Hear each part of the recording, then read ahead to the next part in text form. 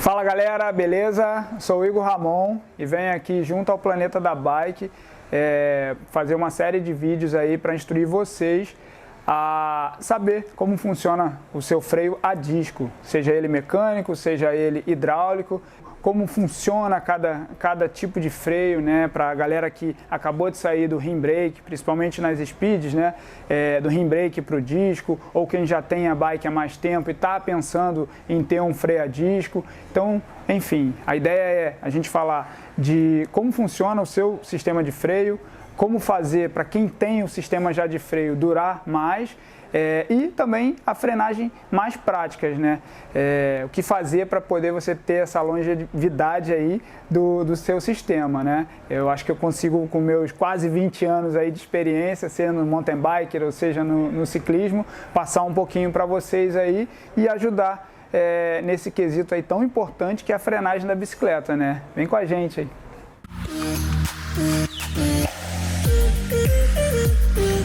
Existem inúmeros tipos de pastilhas diferentes. Cada pastilha vai depender do modelo do seu freio.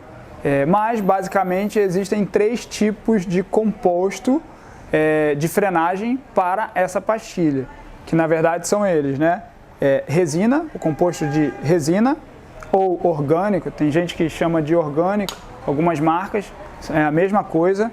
A semimetálica, que aí já tem um pouco mais de composto metálico na banda de frenagem aqui, né, da pastilha, e a metálica, que ela é composta de mais materiais metálicos ali para fazer a frenagem. Assim como existem também 2 tipos, né, ela sem o dissipador e com o dissipador de calor. O dissipador de calor ajuda muito, a gente vai ver mais à frente por quê.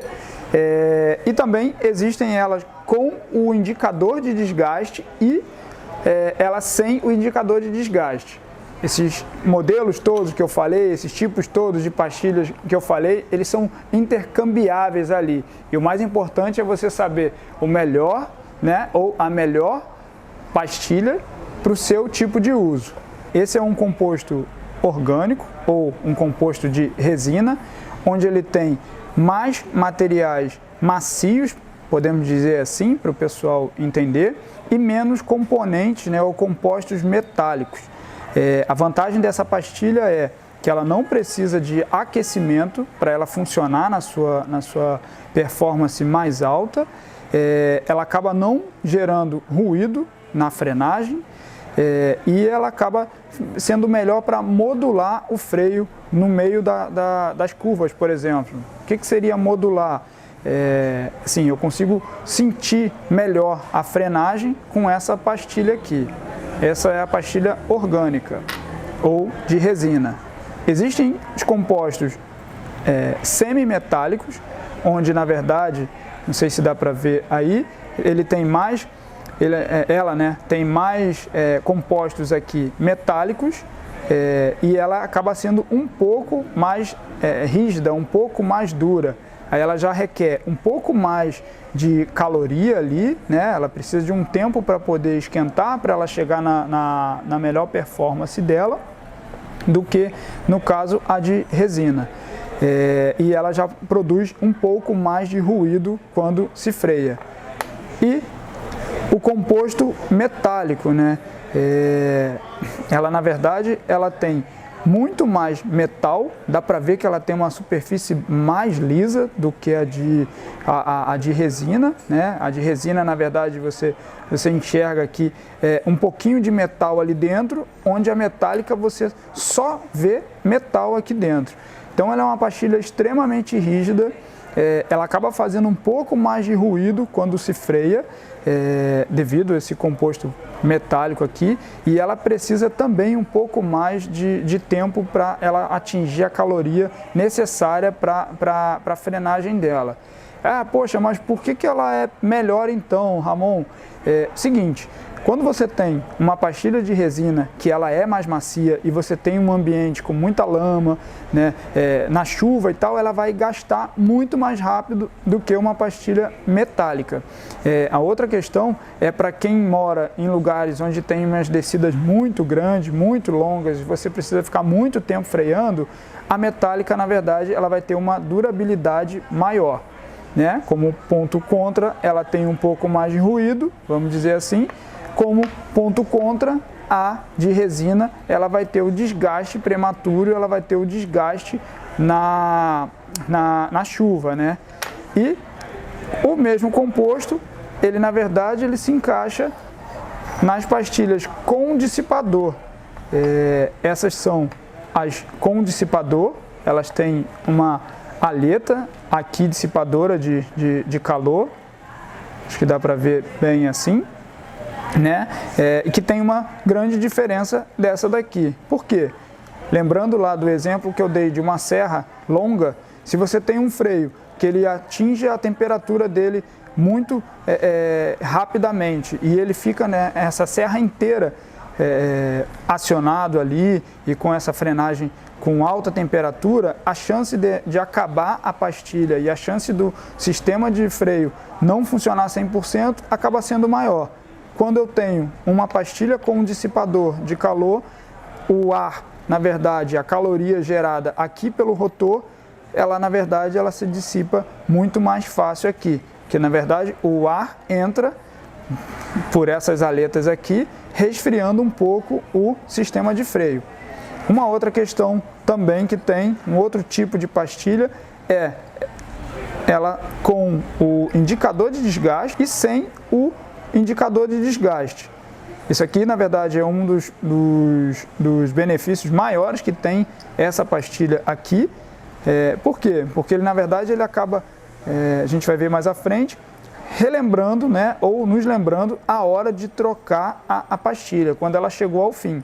Nem todos os modelos têm, mas essas daqui são as que têm o indicador de desgaste, né? Aqui eu vejo uma com um composto metálico, indicador de desgaste, uma com o composto de resina, com indicador de desgaste.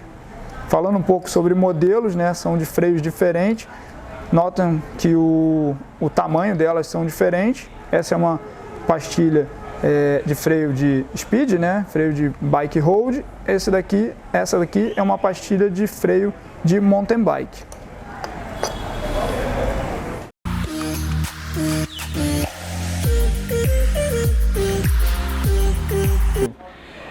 Trouxe essa outra bike aqui, né, para a gente dar uma olhada só num outro detalhe aqui sobre a frenagem.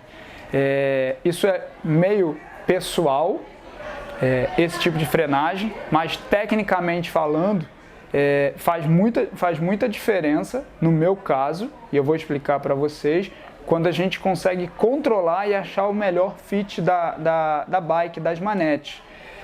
Seguinte, freio dianteiro, né, a manete bem parecida com a minha e tal. Olha a altura, né, o hit dessa manete.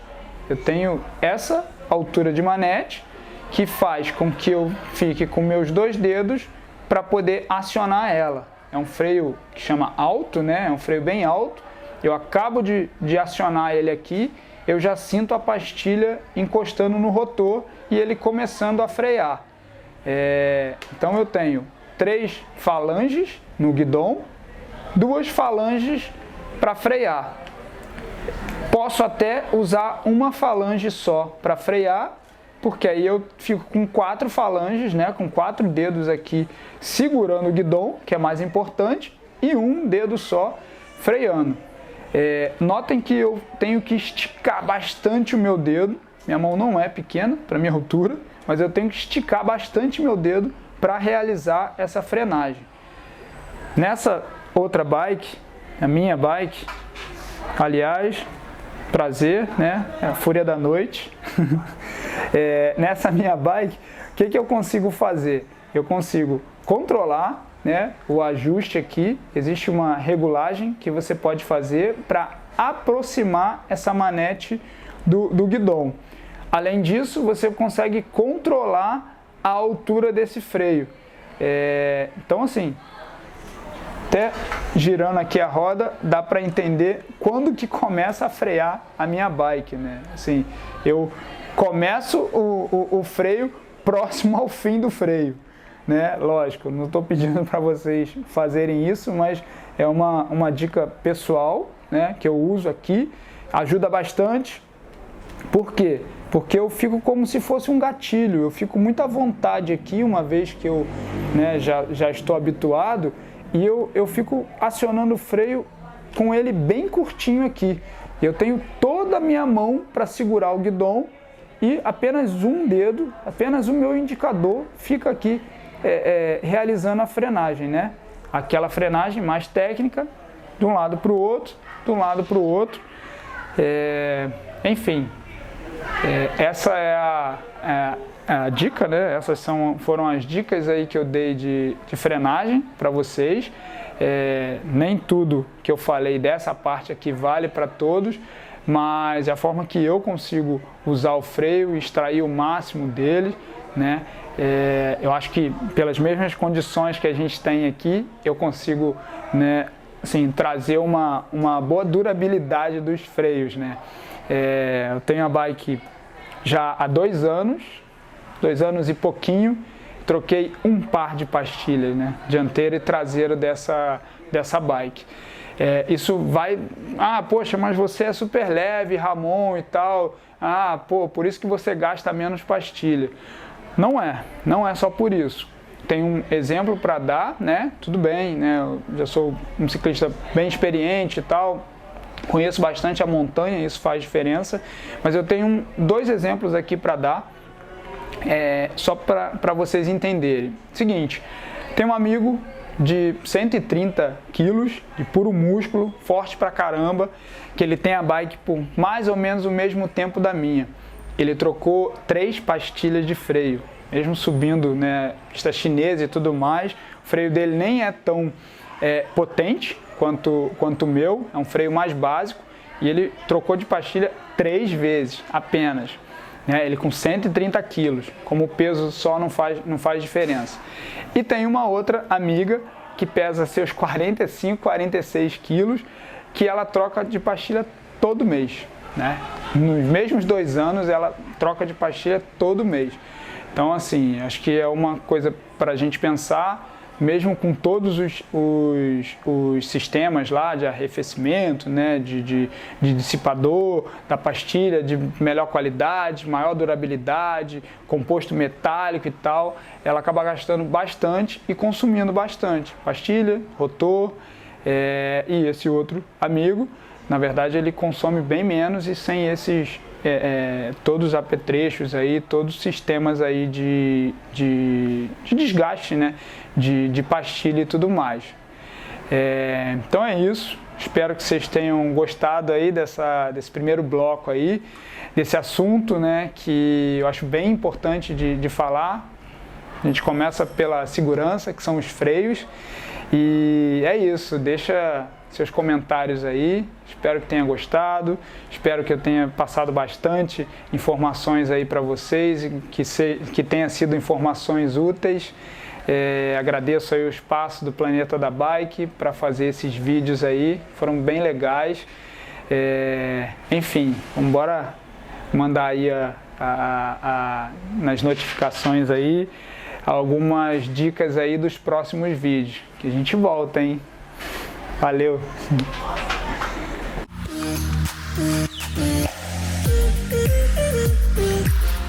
Chegamos ao nosso terceiro tópico dos nossos vídeos aí sobre freio, né?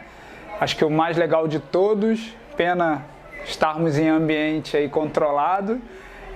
Vamos falar um pouco de prática agora, tudo que foi visto, né? A parte de manutenção, a parte de como funciona. Vamos ver agora e entender como que na prática a gente vai usar isso, né? Queria estar com roupa de bike, queria estar na estrada aí, mas enfim, vamos tentar passar para vocês aí tudo isso que nós falamos aí nesses vídeos anteriores.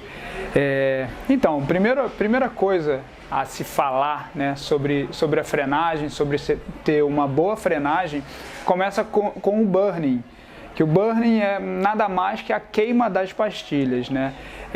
Quando você pega aquela bike nova e tal, um freio novo, acabou de tirar a bike da bike shop, trocou as pastilhas, é muito importante você fazer essa queima da pastilha, que chama o burning, né?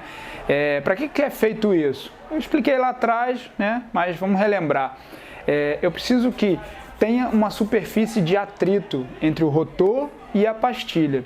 Então, eu preciso fazer algumas frenagens, primeiro leves, antes de eu pegar uma descida e usar o freio para que ele foi feito, né? Então, assim, fiz isso, fiz o burning, tenho uma frenagem mais eficiente, posso descer a toda, descer a 1000. Por que eu estou falando isso? É importante, tem um processozinho ali e tal, que todo mecânico sabe, mas é importante a gente saber. Consiste, resumindo aqui, em você pegar a bike e frear ela 10 vezes, né? Acelera até uns 30 por hora, freia 10 vezes até que ela pare completamente, sem usar o freio demais, só ir freando ele, reduzindo a velocidade até que ele pare a bike por completo. Quando eu faço isso, voltando a falar, eu tenho essa superfície de atrito que quando eu precisar usar o freio numa descida, ele vai funcionar, a bike vai parar, ele vai, né, cumprir o papel dele. Se eu pego a bike, sou super ansioso, subo uma montanha e desço sem fazer esse burning, o que pode acontecer? O freio ele não passou por essa troca ali de materiais entre rotor e pastilha, e daí quando ele é usado até o final ali no limite, ele faz tipo uma vitrificação, né? Que no popular a gente chama de espelho, né? No freio ali. Ele é usado na maior capacidade dele, esse calor faz com que a superfície da pastilha fique lisa e o rotor também. E daí eu vou ter um freio espelhado. Quando eu tenho esse freio espelhado, por mais que eu aperte a manete ali, ela vai continuar sem uma boa tração, sem uma boa fricção ali do freio propriamente dito, né? E daí isso vai acabar gerando ruídos, né? O freio vitrificado ele faz uns ruídos altos, às vezes, e não freia. Então assim, existem aqueles ruídos lá de pastilha acabando, de rotor gasto e tal, mas não, tem uma diferença. Esse ruído ainda dá para sanar, aliás, a bike é nova, o freio é novo, então assim, você precisa levar a bike num bike shop, numa mecânica, e daí eles vão refazer essa superfície de atrito, essa superfície de frenagem aí, para que você tenha o freio funcionando novamente, normalmente como ele foi feito para ser utilizado, né? Então, lembrando, né, que beleza, eu tenho ruídos e tal, falei de desgaste, só lembrando aqui, recapitulando, que peso da pessoa interfere no desgaste da pastilha e tudo mais, condições climáticas, então se está chovendo, se a estrada ou a terra e tal está muito suja ali e tal, então isso vai interferir no desgaste da pastilha, dentre outros fatores, né? O próprio rotor, quando ele já está gasto, por exemplo, já troquei 3 pastilhas nesse rotor, a minha 4ª pastilha, na verdade a própria terceira, já vai gastar numa velocidade maior do que a primeira. A primeira, na verdade, ela acaba, quem não está acostumado a usar freio a disco, a primeira pastilha ela acaba muito rápido, né? E daí a segunda é a melhor de todas, terceira e quarta começa a reduzir esse tempo de vida aí, independente da sua frenagem, independente de condição climática, justamente pelo rotor está gasto, está gerando mais atrito que o necessário, às vezes ele está cavado ali, né? Ele começa a ter o formato da pastilha, e isso faz com que aumente ali um pouco o desgaste ali.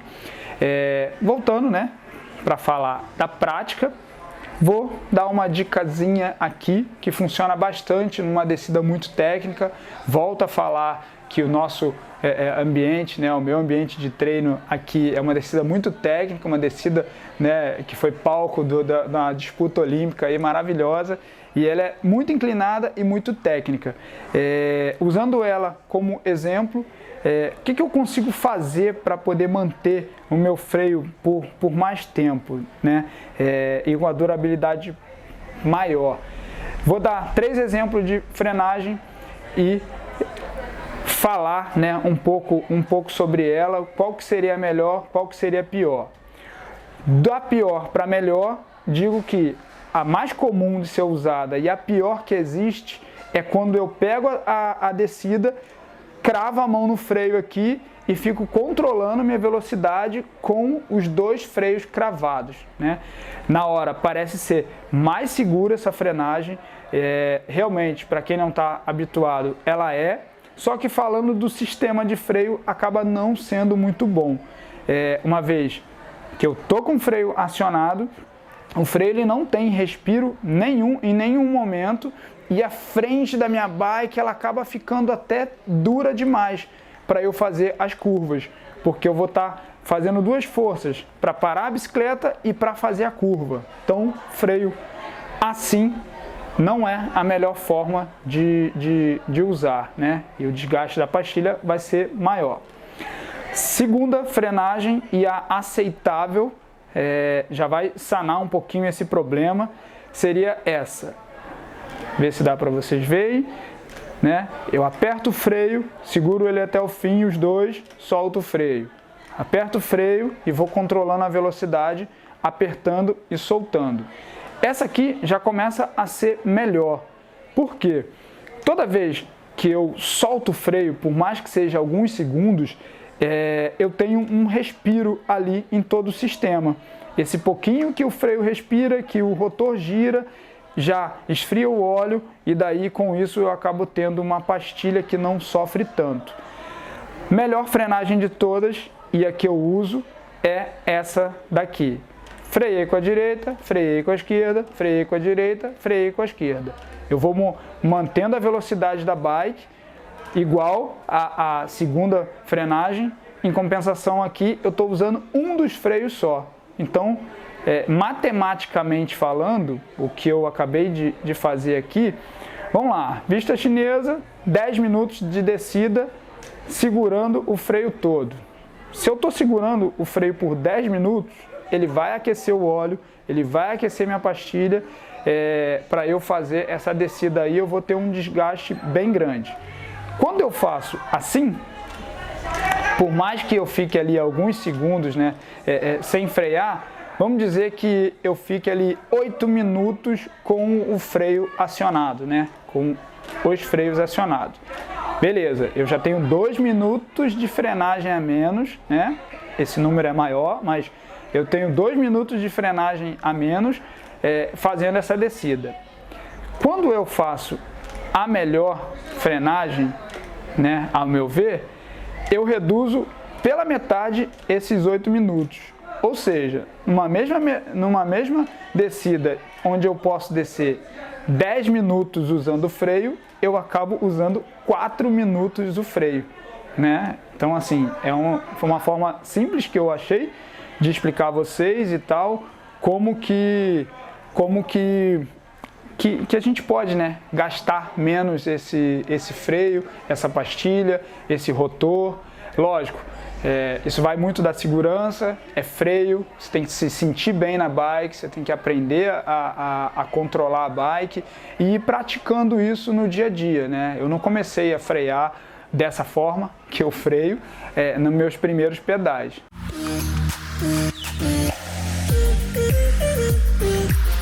Assim como as pastilhas, os rotores ou o disco no popular também tem inúmeros tipos diferentes, inúmeras marcas diferentes, o qual vamos apresentar alguns aqui. A gente tem basicamente o de parafuso, o centerlock, a gente está falando do encaixe dele na bicicleta, tem rotores, né, com tamanhos diferentes, uns menores, outros maiores. E também tem os rotores super leves, para aficionados assim como eu, baixar um pezinho da bike e tal, deixar ela com um estilo mais diferente, mais personalizado. E agora a gente vai ver como eles se comportam. Primeiramente falando, o que seria os tipos de encaixe do rotor, né? Como eu falei, tem dois tipos. Peguei aqui dois exemplos para vocês entenderem o que seria o center lock, né? E o que seria o parafuso. O center lock, na verdade, ele é um encaixe mais uniforme. Tem uma peça aqui, uma porca que prende ele todo. E o parafuso é um outro sistema, onde na verdade você encaixa ele aqui e tem esses 6 parafusos para poder aparafusar ali o rotor. Esse aqui leva muito mais tempo para poder fazer a manutenção e tudo mais, né? Uma vez que você tem 6 parafusos para apertar, aqui você tem um parafuso inteiro, né? Então, primeiramente começa com o sistema de prender ali o rotor, né, no cubo, e daí vão para outros modelos de rotores, independente deles serem parafusos ou center lock. Existem geralmente os dois tipos de rotores. Esse daqui, por exemplo, tem uma indicação para apenas as pastilhas de resina. Na verdade, é uma informação bastante importante. Na verdade, geralmente vem esse rotor nas bicicletas mais de entrada e tal, e eles só aceitam pastilhas de resina. Lembra que eu falei sobre os tipos de pastilha e tal? Se você colocar uma pastilha metálica aqui, provavelmente você vai danificar o seu rotor. Então, esse aqui você só pode usar com pastilha de resina. Existem marcas, existem sistemas com dissipador também no rotor. Geralmente, as marcas fazem compostos diferentes. Aqui na banda de frenagem, elas misturam materiais para que esse calor seja disperso também, melhorando assim a frenagem, melhorando assim o desgaste da pastilha, né? Aumentando aí essa vida útil dela. Uns fabricantes mexem, né, no material, outros fazem as aletas também dissipadoras de calor no próprio rotor. Existem também diferenças de tamanhos de rotor, onde na verdade a cada frenagem, para cada tipo de frenagem, você pode escolher um rotor que geralmente vai de 140 milímetros, estamos falando aqui do diâmetro do rotor, né? E vai até 203 milímetros num rotor de downhill, por exemplo. Aqui, por sinal, nós estamos falando e comparando um de 160 milímetros para um de 140 milímetros. Esse com dissipador de calor, aquele ali também, dois sistemas um pouco diferentes. Esse daqui só aceita pastilha de resina. Esse daqui é um rotor de parafuso, só que ele acaba sendo bem mais leve. Ele na verdade é muito mais aparente ali, né? A roda fica muito mais aparente porque ele não tem nada aqui, de onde vem até o baixo peso dele. Ele também tem esse formato aqui diferente, que é até de onde eles tiram o peso do rotor. Tem menos material. Se tem menos material, aí fica, né, a dica, você ganha num lado, você ganha pelo baixo peso da peça, do rotor, mas você acaba perdendo um pouco porque você reduz a superfície de frenagem, né? E também acaba aumentando o desgaste da pastilha, seja ela resina, né, ou não, ou a metálica. Você aumenta ali o desgaste dessa pastilha usando esses rotores super leves.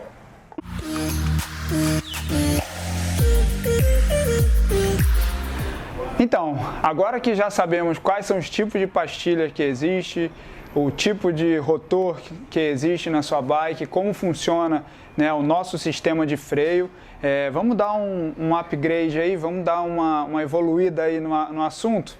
Ah não? Você ainda não sabe como funciona? Dá uma olhadinha aí te convido a assistir o vídeo anterior, que você vai saber bastante coisa aí. E a ideia agora, na verdade, é falar um pouco da manutenção e dos problemas ali ocasionados pela falta dela, na verdade.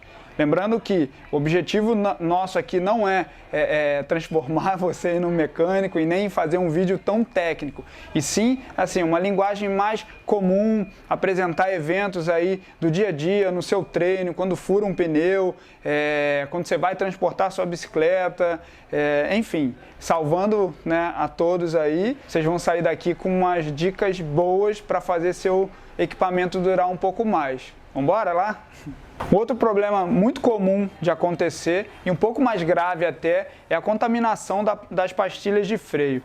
Isso pode ocorrer por vários fatores e, na verdade, na maioria dos casos, a única forma de sanar esse problema é com a substituição da pastilha. Isso deve-se por óleo na rua. A gente pedala, né, em asfalto, às vezes que está em troca, algum remendo ali, daí você passa por alguma superfície oleosa, aquele óleo ele sobe para o rotor de freio, quando você aciona o freio ele acaba passando para as pastilhas.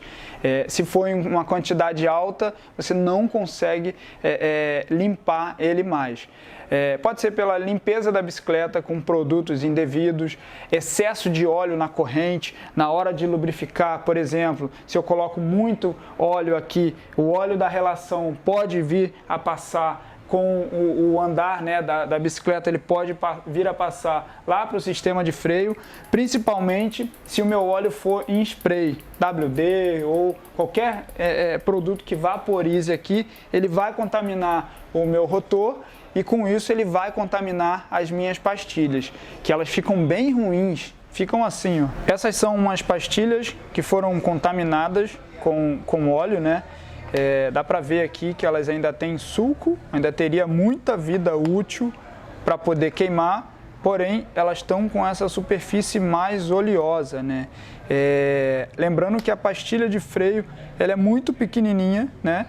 Então qualquer gotinha de óleo que caia aqui e a contamine, sim, fica muito difícil de tirar. Existem umas técnicas, né, de mecânica, como eu falei, a gente não vai aprofundar muito, mas na oficina lixa-se a pastilha, usa-se produtos, álcool isopropílico ou produtos próprios solventes desse óleo, mas na maioria das vezes, como essas duas aqui, ó, que está muito contaminada, não foi possível salvá-las, né? Lembrando que óleo e freio nunca combinam e essas pastilhas elas precisam dar o atrito, seja um material de resina, seja um material metálico, mas elas precisam gerar atrito entre a pastilha e o rotor. Se eu tenho óleo nessas pastilhas, eu não vou ter esse atrito necessário. Então, assim, a dica aqui seria evitar, né, como eu falei, uso excessivo de óleo na corrente, evitar ao máximo óleo que seja em spray, porque ele vai vaporizar, vai contaminar o rotor e esse rotor vai passar para a pastilha, né? E eu confesso que nesse caso as pastilhas metálicas, como elas são mais fechadinhas aqui, elas até contaminam menos do que as de resina. As de resina, como elas têm um coeficiente de atrito muito bom ali, elas acabam funcionando ali, né, nesse caso, perante ao óleo, como uma esponja. E daí, depois que contaminou, já era, só a substituição delas mesmo.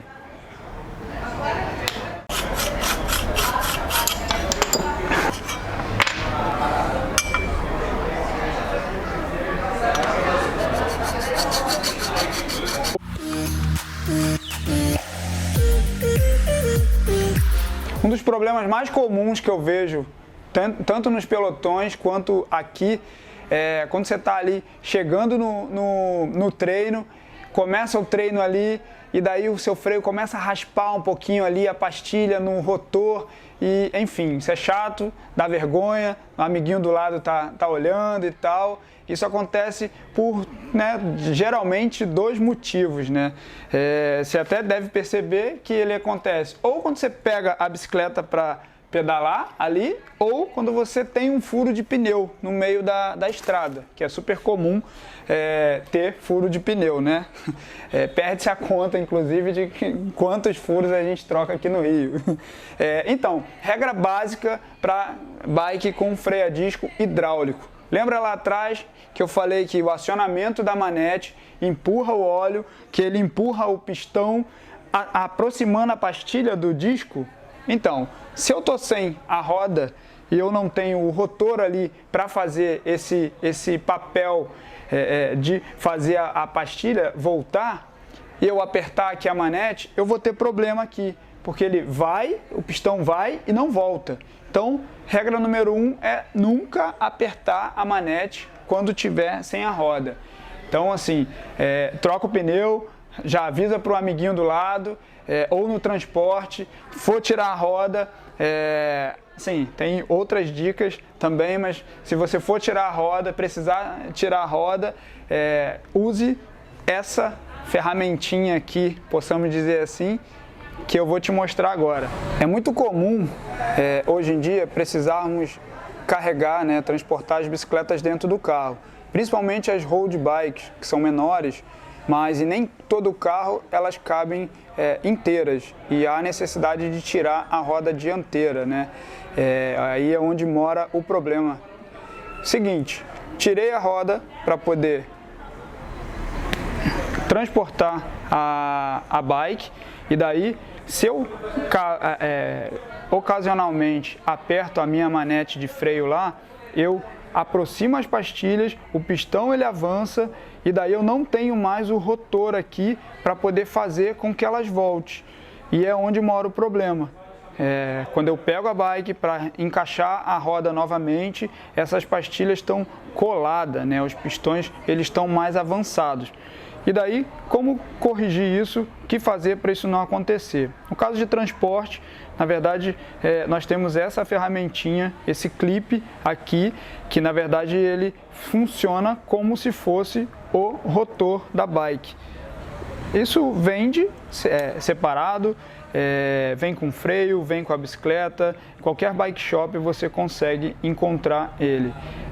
Ele funciona como se fosse o rotor, então caso ocasionalmente a manete seja acionada, o pistão vai avançar, só que ele vai recuar por conta do clipe. Lembrando que, mesmo assim, não é recomendado você apertar a manete com o clipe. É só para ser usado, em caso de acidente lá no carro, ocasionalmente para transportar a bicicleta, botar a sua bike, a bike do amigo. Então, assim, tenha na bolsinha, tenha no porta-luva do carro, esse clipe vai salvar bastante.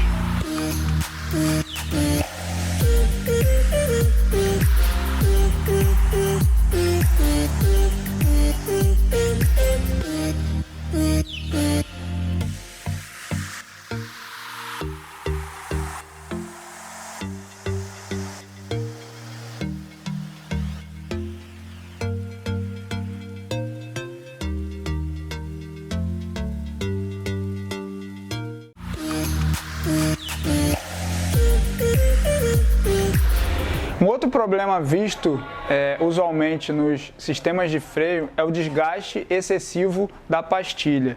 Isso, quando acontece, na verdade pode ocasionar até a troca do rotor. E daí muitos ciclistas, principalmente quem está começando a usar agora freio a disco, tendem a negligenciar um pouquinho o tempo de troca ou não conseguem ter o feeling ainda e perceber quando isso deve acontecer, quando deve ocorrer a troca da pastilha de freio. Aqui a gente consegue ver alguns exemplos de quando trocar, e o quão ruim para o seu sistema seria isso. Essa pastilha aqui é uma pastilha zero, dá para ver aqui o sulco que ela tem. Tudo isso aqui eu posso usar. E essa daqui, esse aqui é um exemplo típico aí de um cara, que acabou usando até o fim. você vê que acabou o sistema ali de frenagem, né? O composto da pastilha, e chegou até a base da pastilha. Quando isso acontece, na verdade, quem sofre é o próprio rotor, além de você não ter a superfície de atrito ali, né, que faz eventualmente o freio acontecer, né? Nesse caso aqui, foi necessário trocar tanto o rotor quanto a pastilha de freio. Algumas pastilhas, elas vêm com um indicador de desgaste. Isso é uma vantagem grande, alguma delas tem, e isso daqui vai indicar quando que a pastilha deve ser trocada. Essa daqui, por exemplo, foi utilizada também por muito tempo. Nota-se, por exemplo, que o indicador de desgaste dessa daqui ele ainda está com tinta, e dessa daqui acabou a tinta, né? O próprio rotor passou aqui tirando a tinta, ou seja, passou do limite ali do uso dessa pastilha. Volto a dizer que na verdade nem todas as pastilhas têm, algumas de alguns modelos e outras marcas e tal não tem esse indicador de desgaste, ou das mesmas marcas e modelos diferentes não tem esse indicador de desgaste também. Dá para notar aqui facilmente, né? Acho que dá para vocês verem aí o quanto foi usado até o final essa pastilha. Nesse caso aqui, ou nestes casos aqui, onde não tem um indicador de desgaste, você vai precisar do feeling para poder saber quando trocar essa pastilha, né? Uma forma muito fácil de identificar é acompanhando a altura da manete. Uma vez que, a cada vez que eu freio, lembra que o pistão ele avança, né? O óleo daqui do sistema empurra o pistão e aí sim a pastilha encosta no rotor. Então toda vez que eu freio, ele vai baixando aqui a minha mão, e no feeling eu preciso identificar qual é o tempo, né? Quando é o tempo correto de trocar essa pastilha. Esse sistema aqui de verificação, ele acaba não sendo tão preciso. Por quê? Porque a cada vez que eu freio, o óleo ele empurra o pistão e ele compensa esse desgaste da pastilha. Isso é um benefício do freio hidráulico, que nesse caso ele acaba atrapalhando um pouco se eu não tenho um bom feeling deste desgaste aí da pastilha. Então fica a dica, ouviu qualquer barulho no sistema de freio, eu sempre vejo a bike antes de sair para pedalar, e à noite também, né, no meu pré-ajuste aí da bike para o treino do dia seguinte, gira a roda, dá uma olhada na pastilha, no desgaste, eu sempre vejo o pneu, enfim, isso faz parte do nosso ritual ali de ciclista até, né?